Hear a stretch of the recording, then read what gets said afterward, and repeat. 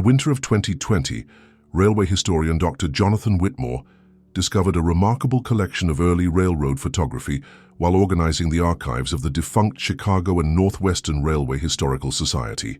Among the sepia-toned images documenting the golden age of American rail transport was a photograph that would uncover one of the most disturbing serial murder cases in railroad history.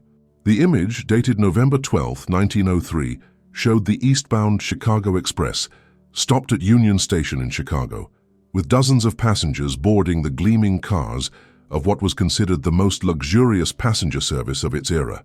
What should have been a routine documentation of railroad operations became something far more sinister when Dr. Whitmore examined the photograph under magnification. There, barely visible in the darkened window of the third passenger car, was the shadowy outline of a hooded figure whose glowing eyes seemed to stare directly at the camera with an intensity that transcended the century separating the photograph from its discovery.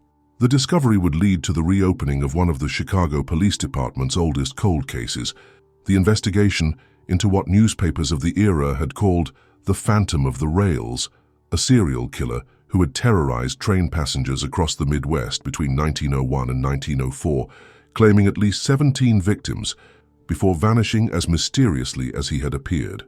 Dr.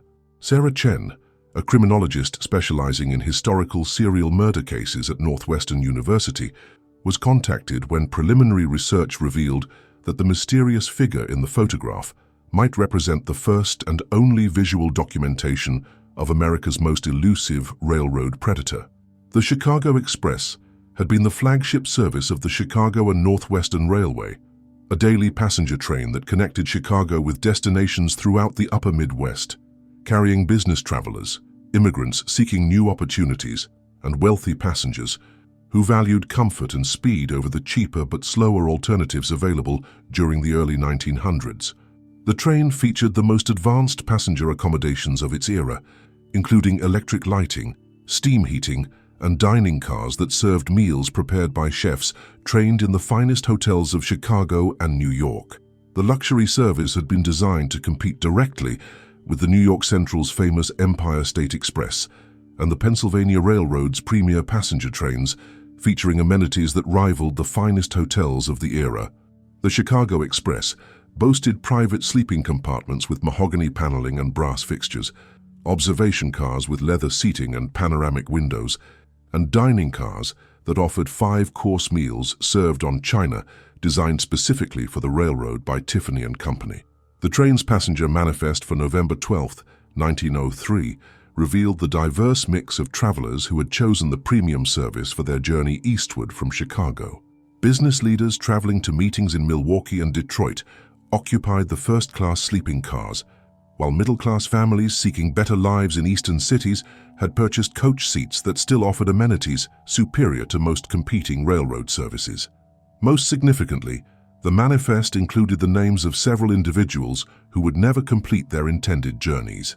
The November 12, 1903 photograph had been taken by railroad photographer Augustus Hartwell, whose work documented the technological marvels and social significance of America's expanding railway network during the peak years of passenger train travel. Hartwell had been commissioned by the Chicago and Northwestern Railway to create promotional images that would attract passengers to their premium services, emphasizing the luxury, safety, and reliability that distinguished their operations from competing railroad companies.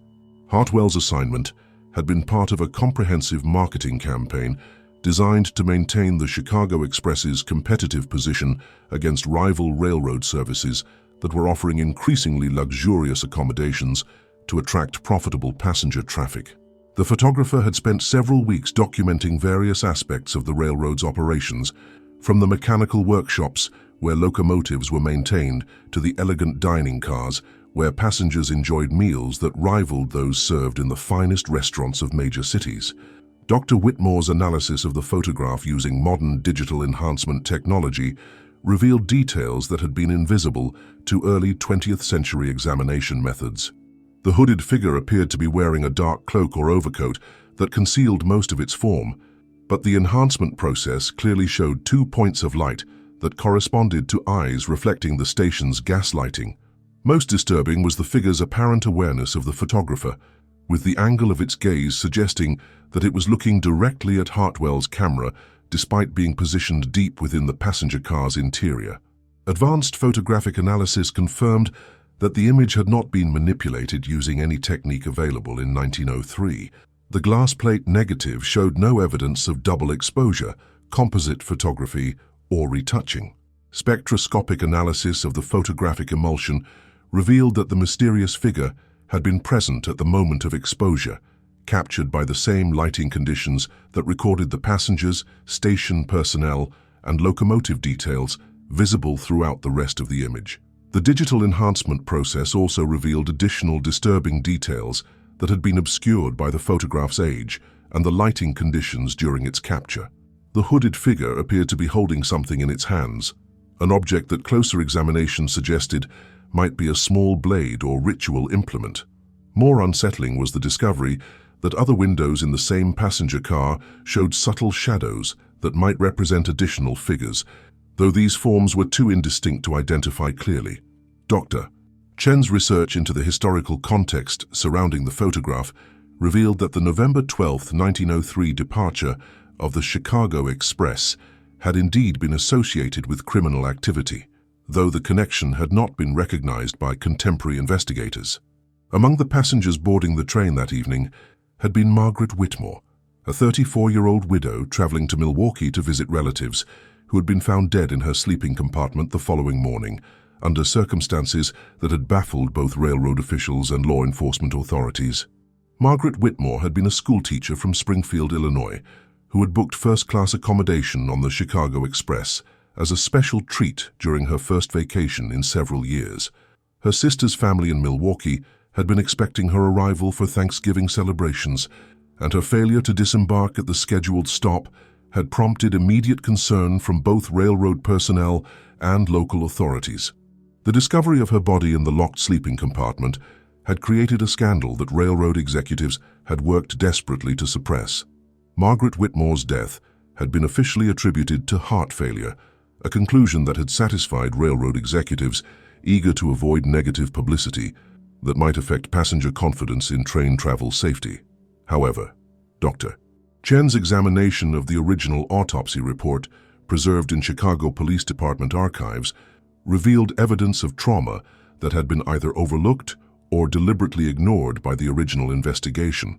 The victim had displayed signs of strangulation that were inconsistent with natural death, while her personal belongings had been arranged in ritualistic patterns that suggested the involvement of someone with specific criminal expertise.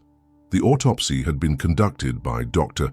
Hamilton Morrison, the Cook County coroner, whose report contained details that contradicted the official conclusion of death by natural causes.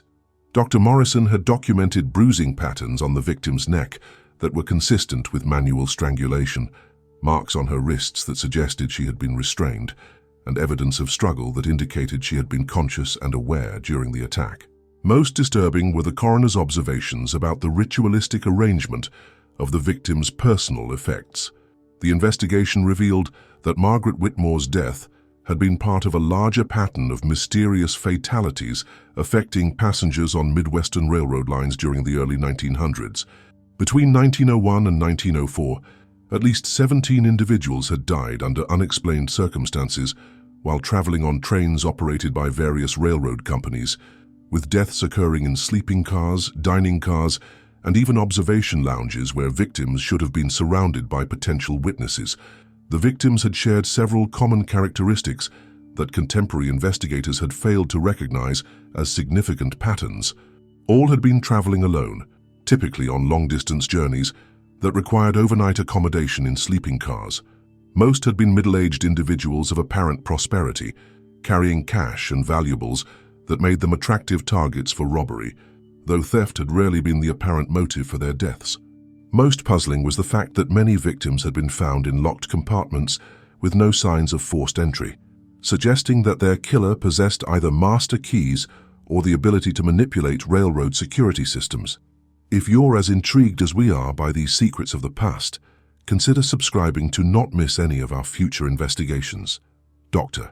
Chen's analysis of contemporary newspaper coverage revealed that the mysterious deaths had generated significant public concern about railroad safety, leading to demands for increased security measures and better lighting in passenger cars. However, the scattered nature of the incidents across multiple railroad lines had prevented investigators from recognizing the pattern as the work of a single perpetrator who was systematically hunting passengers throughout the regional transportation network. The Chicago Tribune had published several articles during 1903 and 1904 describing what their reporters termed the curse of the sleeping car, documenting cases where passengers had retired to their compartments in apparent good health only to be found dead the following morning. The newspaper coverage had focused on the medical mysteries surrounding the deaths rather than investigating the possibility of criminal activity, contributing to the failure of law enforcement agencies to recognize the pattern of serial murder. The breakthrough in understanding the scope of the railroad murders came when Dr. Chen discovered the personal files of Detective William Morrison of the Chicago Police Department, who had been assigned to investigate several of the mysterious deaths during 1903 and 1904. Morrison's private notes, donated to the Police Historical Archives by his family in 1995, revealed that he had independently identified the pattern of railroad murders and had developed a theory about the killer's methods that had been rejected by his superiors as too fantastic for serious consideration. Detective Morrison had been a 20-year veteran of the Chicago Police Department with extensive experience investigating homicides and organized crime. His assignment to the railroad murder cases had resulted from his reputation for solving difficult cases that had baffled other investigators. But his unconventional theories about the crimes had ultimately led to his removal from the investigation and reassignment to routine patrol duties. According to Morrison's investigation, the railroad killer appeared to be someone with intimate knowledge of train operations, passenger manifest systems, and the physical layout of different car types used by various railroad companies. The killer seemed able to move freely through passenger trains during nighttime hours, accessing locked compartments and eliminating victims without alerting other passengers or train personnel. Most remarkably, the killer appeared to vanish completely between attacks, with no witnesses ever reporting seeing a suspicious individual boarding or leaving trains associated with the mysterious deaths.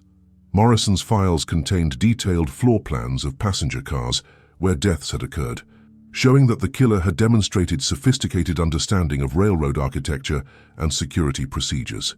The detective had theorized that the perpetrator might be a current or former railroad employee who used his professional knowledge to commit crimes that appeared impossible to outside investigators. However, Morrison's investigation into railroad personnel records had failed to identify any individual whose employment history corresponded to the timing and locations of the mysterious deaths. The detective's research had revealed that the killer possessed knowledge that extended beyond normal railroad operations to include understanding of passenger psychology, train scheduling systems, and the social dynamics that governed interaction between travelers during long journeys. The perpetrator seemed able to identify vulnerable passengers, gain their trust, and eliminate them without arousing suspicion from other travelers who might have observed their interactions. The most disturbing aspect of Morrison's investigation was his documentation of ritualistic elements that had been present at several crime scenes but had been dismissed by other investigators as coincidental. Victims' personal belongings had frequently been arranged in specific patterns. Religious medallions had been placed on their bodies in consistent configurations, and several crime scenes had featured symbols carved into wooden surfaces that Morrison had been unable to interpret, despite consultation with experts in occult imagery. Morrison's files included detailed sketches of the symbols found at crime scenes, geometric patterns that appeared to combine Christian iconography with much older spiritual traditions that the detective had been unable to identify through consultation with religious scholars and university experts.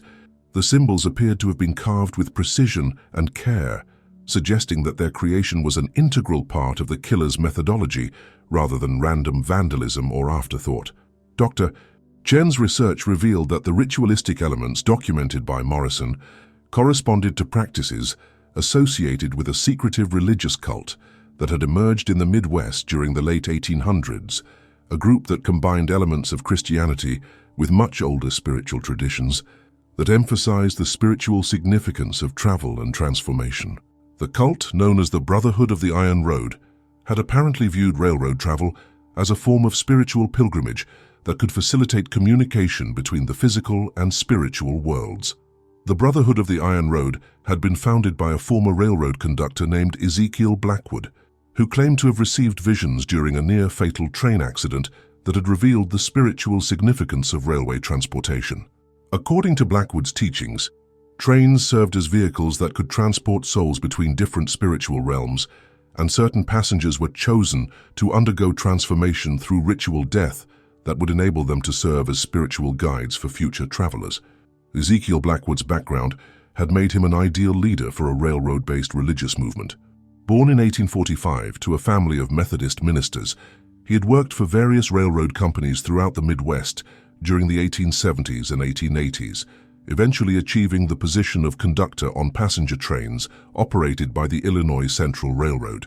His near-fatal accident had occurred in 1889 when his train had derailed during a snowstorm, killing 12 passengers and leaving Blackwood in a coma for 3 weeks. Upon recovering from his injuries, Blackwood had begun preaching about visions he claimed to have received during his unconscious state, describing elaborate spiritual realms that could be accessed through ritualistic death during railroad travel. His teachings had attracted followers from throughout the railroad industry, particularly among workers who had experienced their own traumatic accidents or who had witnessed the frequent deaths that characterized the dangerous early days of railroad operations. Contemporary accounts of the Brotherhood described elaborate initiation ceremonies that took place in abandoned railroad cars and unused station buildings, rituals that were said to grant members supernatural abilities, including invisibility, the power to pass through solid barriers, and the ability to identify individuals whose spiritual development made them suitable candidates for transformation through ritual murder. The cult had attracted followers from throughout the railroad industry, including conductors, engineers, and station personnel, who believed that their work connected them to spiritual forces that transcended ordinary human experience. The Brotherhood's recruitment had been facilitated by the dangerous and often traumatic nature of railroad work during the early industrial era, when accidents were frequent and workers developed fatalistic attitudes about death and injury. The cult's teachings provided a framework that transformed these traumatic experiences into spiritual enlightenment, attracting individuals who sought meaning in the suffering they had witnessed or experienced personally. As we delve deeper into these mysteries, we invite you to join our community of explorers of the inexplicable. Subscribe and become part of the search for truth. Dr. Chen's investigation revealed that Ezekiel Blackwood had disappeared in 1900 under mysterious circumstances, but his followers had apparently continued the cult's activities under the leadership of individuals who remained anonymous even to other members. The cult's secretive structure had made it virtually impossible for law enforcement to identify members or predict when and where ritual murders would occur, contributing to the failure of contemporary investigations to solve the railroad murder cases. The Brotherhood had organized itself into small cells that operated independently throughout the railroad network, with members identifying each other through coded symbols and ritualistic practices that could be recognized by initiates, but remained invisible to outside observers. This cellular structure had enabled the cult to continue operations even when individual members were detected or arrested, ensuring that the organization's activities could continue without interruption. The analysis of the 1903 photograph suggested that the hooded figure in the passenger car window might represent one of the Brotherhood's active members, possibly conducting surveillance of potential victims or preparing to commit one of the ritual murders that had terrorized railroad passengers throughout the region. The figure's apparent awareness of the photographer suggested either supernatural perception or careful observation that enabled the cult member to detect threats to their secrecy. Modern forensic analysis of Detective Morrison's crime scene photographs revealed additional evidence that had been overlooked by contemporary investigators. Several victims had been found with trace amounts of unusual substances on their clothing and skin, chemical compounds that appeared to be related to embalming processes used in funeral preparation. The presence of these substances suggested that the killer had been treating victims' bodies according to ritualistic procedures that preserved them for some unknown purpose after death. The chemical analysis had been conducted by Dr. Robert Chen of the Illinois Institute of Technology, using modern spectroscopic techniques that could identify trace substances that had been invisible to early 20th century forensic methods. The compounds appeared to include formaldehyde derivatives, mineral salts, and organic preservatives that were consistent with embalming practices, but had been applied in concentrations and combinations that differed from standard funeral industry procedures. The investigation expanded to include research into missing persons reports from the same time period, seeking evidence of individuals who might have disappeared from trains without their deaths being officially documented. Dr. Chen discovered that dozens of passengers had vanished during railroad journeys between 1901 and 1904, cases that had been attributed to passengers voluntarily leaving trains at unscheduled stops or becoming lost during station transfers. However, the pattern of disappearances suggested that many of these missing persons had likely been victims of the same perpetrator responsible for the documented murders. Railroad company records from the period revealed that passenger disappearances had been treated as routine occurrences that required minimal investigation, particularly when the missing individuals were traveling alone and had no immediate family members to report their absence. The companies had been primarily concerned with avoiding liability for passenger safety, rather than investigating the circumstances surrounding disappearances, contributing to the systematic underreporting of crimes committed aboard their trains. The research revealed that the railroad murders had ended abruptly in December 1904, with no similar crimes reported on Midwestern rail lines after that date. The sudden cessation of criminal activity suggested either that the perpetrator had died, been captured for unrelated crimes, or had relocated to other regions where similar murder patterns might have emerged under different investigative jurisdictions. Dr. Chen's investigation into law enforcement records from other regions during the period following 1904 revealed possible evidence that the railroad killer had indeed continued operations in different areas of the country. Similar patterns of mysterious passenger deaths had been reported on railroad lines in the western states during 1905 and 1906, while East Coast Railways had experienced comparable incidents during 1907 and 1908. However, the lack of communication between different police departments had prevented investigators from recognizing these crimes as the work of the same perpetrator.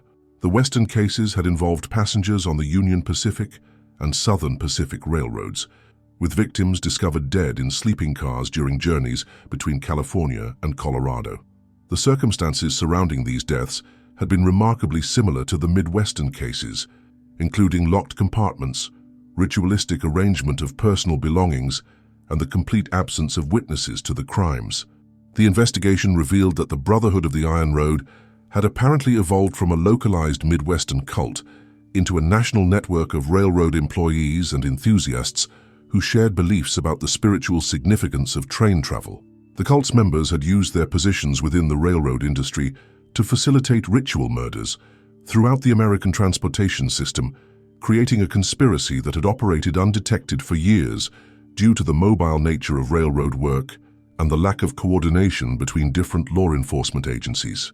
Modern analysis of railroad employment records from the early 1900s revealed patterns of personnel transfers that corresponded to the timing and locations of mysterious passenger deaths, suggesting that certain railroad employees had been systematically transferred to facilitate their involvement in cult activities. The Brotherhood had apparently used the railroad industry's normal personnel practices as cover for moving cult members to locations where they could commit ritual murders without arousing suspicion from local investigators. The employment analysis had been conducted using computer databases that could correlate personnel records from dozens of railroad companies across multiple states, revealing patterns that would have been impossible to detect using the manual filing systems available to early 20th century investigators. The analysis showed that several individuals had worked for different railroad companies in sequences that precisely matched the geographic and temporal distribution of the mysterious passenger deaths.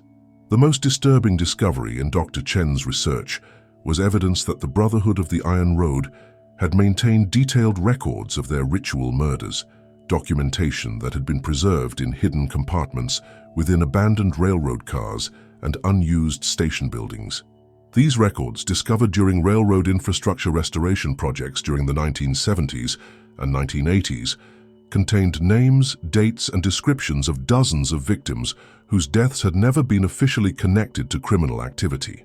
The Brotherhood's records had been written in coded language that combined railroad terminology with religious and occult imagery, creating documents that appeared to be routine maintenance logs or scheduling information to outside observers, but contained detailed descriptions of ritual murders to initiates who understood the cult's symbolic system. The records revealed that the cult had viewed their murders as spiritual services that enabled chosen individuals to transcend physical existence and join a supernatural community of railroad spirits who protected and guided travelers throughout the American transportation network. The coded records described elaborate ceremonies that had been performed at the moment of each victim's death, rituals designed to facilitate the transition of the victim's soul from physical existence to spiritual service within what the cult termed the Eternal Express. The Brotherhood believed that passengers who died during these rituals achieved a form of immortality that allowed them to continue serving the needs of railroad travelers from beyond the physical world. Dr. Chen's analysis of the Brotherhood's records revealed that the cult had developed sophisticated methods for identifying potential victims based on psychological profiles that indicated spiritual readiness for transformation. The records described specific characteristics that made individuals suitable candidates for ritual murder: loneliness that indicated spiritual seeking, recent personal losses that had weakened attachment to physical existence, and evidence of religious or philosophical interests that suggested openness to spiritual transformation. The victim selection process had apparently involved extensive surveillance and psychological manipulation designed to prepare chosen individuals for their role in the cult's spiritual practices.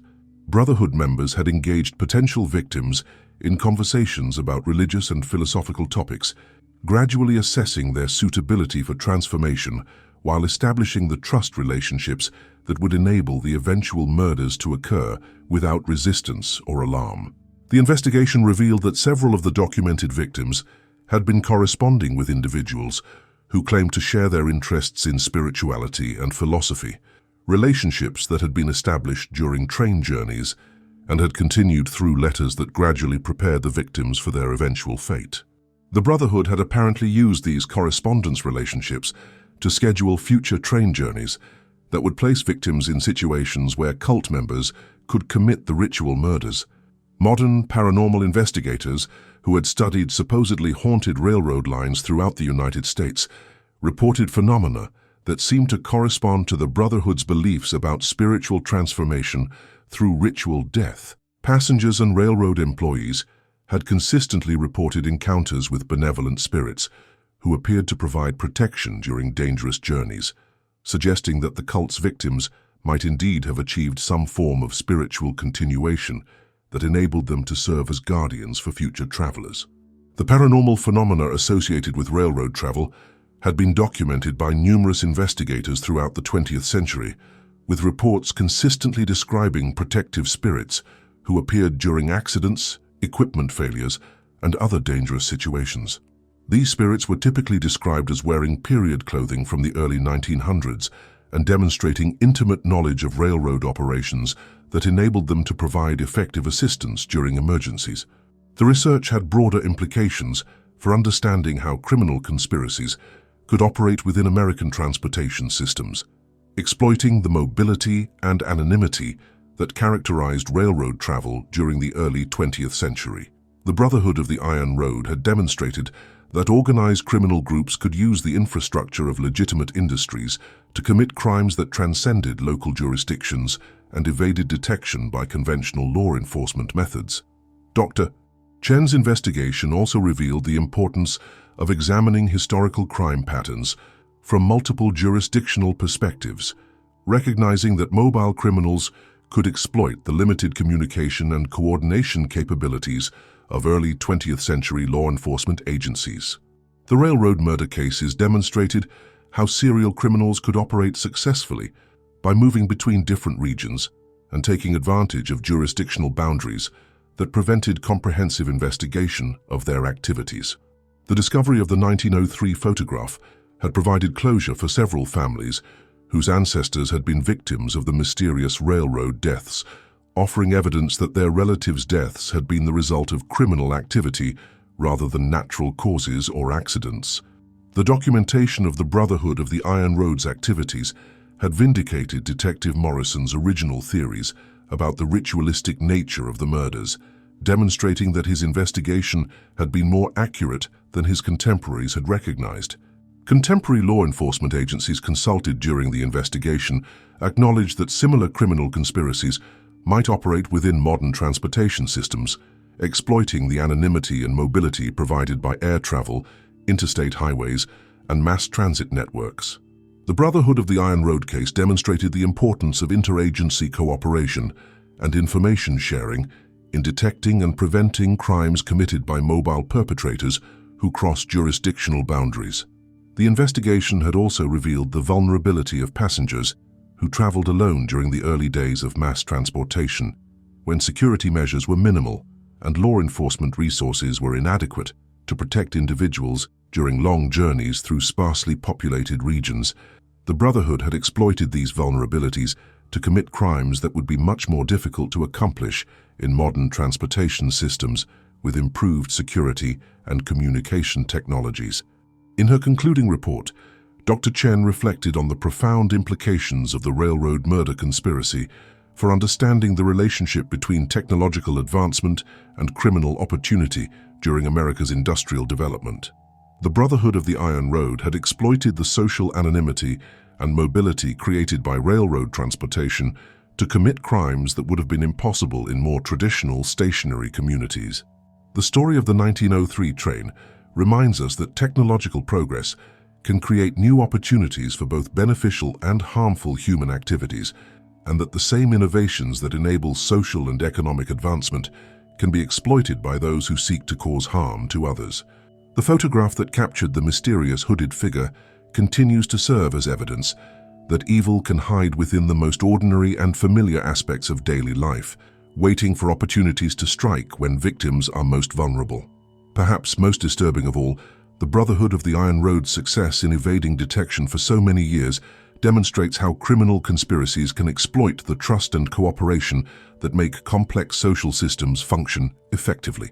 The cult members had used their positions within the railroad industry to betray the passengers who depended on them for safe transportation, transforming what should have been protective relationships into opportunities for predation. The past guards secrets that challenge comprehension, and what we've uncovered in the shadows of that 1903 railway station reveals that some journeys carry hidden passengers whose purposes extend far beyond simple transportation, creating networks of predation that can operate undetected within the very systems designed to serve and protect the public.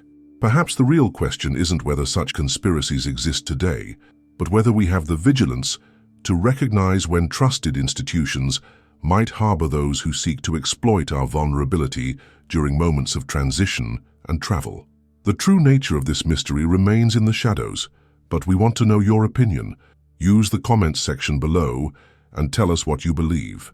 If you are fascinated by unraveling the secrets behind our darkest histories, subscribe to the channel and activate notifications, for there is much more to be unmasked.